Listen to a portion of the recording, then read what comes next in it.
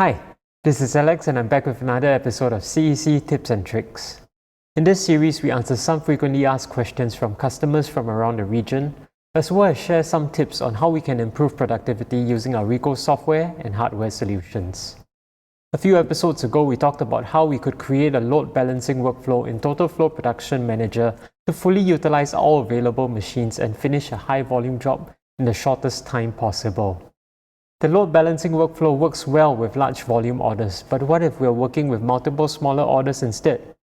It got me wondering, how do we improve productivity when working with many jobs? This week, we'll explore another workflow which will help us improve productivity when working with multiple jobs using multiple devices.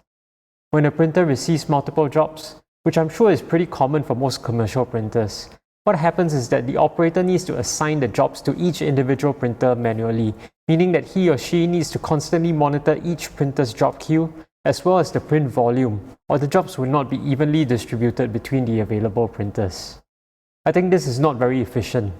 So let's make use of TotalFlow Production Manager to manage the job queue for us. We want to create a workflow that will automatically decide which printer to use based on the printer's workload.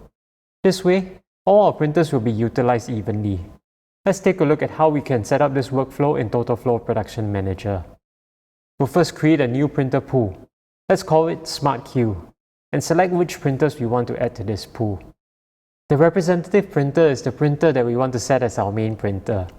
We'll next create a new workflow and select the printer pool which we just created as the requested printer. We'll then go to the workflow editor and add in pre-flight to the preparation phase. We'll then save the workflow and enable it. Now let's submit a few jobs to test out this workflow.